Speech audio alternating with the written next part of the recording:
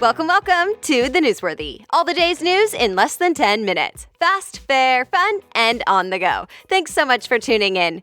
Today, an update on the government shutdown and why we'll see a showdown again soon. Plus, lawmakers resign, YouTube's new music service, and an unlikely pair goes viral. All that and much more in less than 10 minutes. I'm Erica Mandy. Today is Friday, December 8th. Today's episode is brought to you by Soul Organics Luxury Organic Sheets and Bedding. Some top cotton producers expose their workers, including children, to harmful chemicals and abuse. That's why Soul Organics is fair trade certified, and at the same time, they make sure their sheets and bedding are comfortable and affordable. And right now, only the Newsworthy listeners can get the best deal they've ever offered. 40% off, free shipping, and 2 free candles. So go click the Soul Organics link on thenewsworthy.com, then use the code ERICA40, that's ERICA40, to get the deal. Okay, you ready for the news? Let's do this. A government shutdown has been avoided after all, at least for now. Bloomberg reports both the House and Senate passed a bill yesterday that is basically a short-term budget deal. It funds government agencies at the same level they're at right now for another 2 weeks, which means the whole countdown to a government shutdown thing that could have happened this weekend will be put off until later this month. It's meant to give lawmakers more time to figure out a deal. But expect another showdown just before the next deadline, December 22nd, and yes, that's just 2 weeks away. Senator Al Franken is out. He said yesterday he'll resign in the coming weeks. The New York Times calls him the highest-profile lawmaker who is leaving because of accusations like this. Multiple women have accused Franken of sexual harassment, and this week he lost the support of other Democrats. But during his statement, he was sure to call out President Trump, saying it's ironic he's still in the Oval Office despite accusations against the president. And he called out Roy Moore. He's the guy running for Senate and has been accused of abusing underage girls decades ago. He has the support of many Republicans, including the president, and Moore says the claims aren't true. In the end, Senator Franken said he would have been cleared of wrongdoing, but he can no longer serve the people of Minnesota in the same way. A couple more lawmakers are under scrutiny now. Representative Trent Franks from Arizona also resigned yesterday. He'll leave at the end of January. Why? Fox News reports 2 employees complained that he talked with them about becoming a surrogate for his baby, and it prompted an ethics investigation.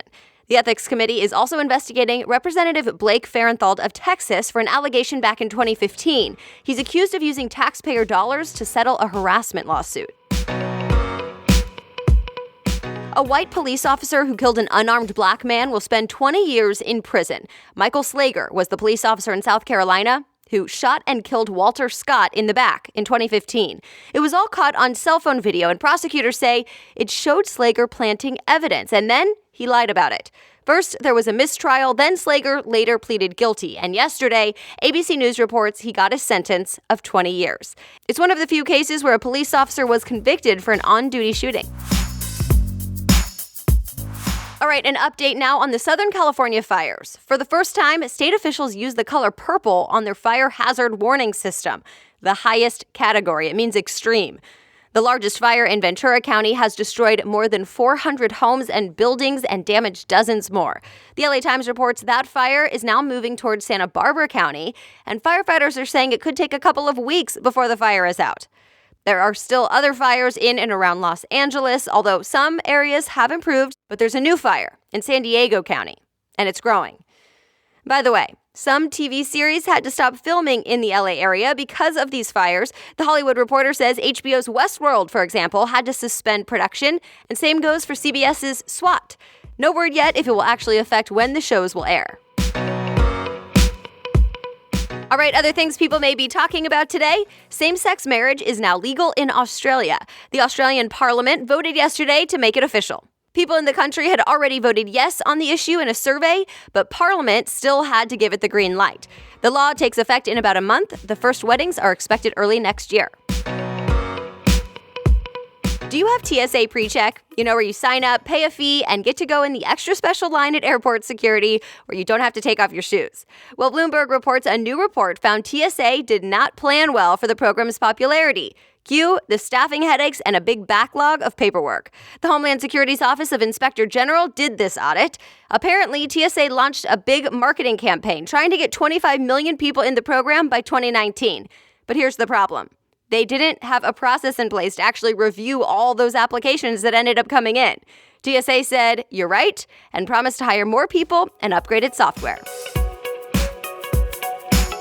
YouTube is planning another new feature. Bloomberg reports it's a new music subscription service, so it would compete with apps like Spotify, and it would possibly be called Remix.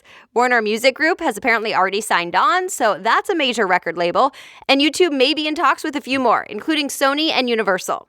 Music is already one of the most popular types of videos on YouTube, and record labels apparently want more money for it. For now, Remix is set to launch in March. Okay, let's end today with a Happy Friday story for you. In case you missed it, a 22-year-old rapper and an 81-year-old retiree became fast friends on the app Words with Friends. You know, the game that's like Scrabble for your phone? So they just met in person. Yes, the Washington Post reports a 22-year-old man flew to Florida to meet his online competitor, an 81-year-old woman. His pastor helped organize it. The pictures of the unlikely pair hugging went viral on social media. As always, I'll link to the article in today's show notes on thenewsworthy.com so you can see the photos for yourself and read more about their sweet meeting. And that's it. You are ready to go for your weekend. Thank you again so much for those of you who have left a review on iTunes or shared the Newsworthy on social media. I am reading and seeing all of them, and I so appreciate it. Links to all of today's stories are in today's show notes, as always, on thenewsworthy.com. Just click episodes and today's date. The Newsworthy is ready every day, Monday through Friday, by 4 a.m. Eastern Time. So I will be back on Monday with more news. Have a great weekend.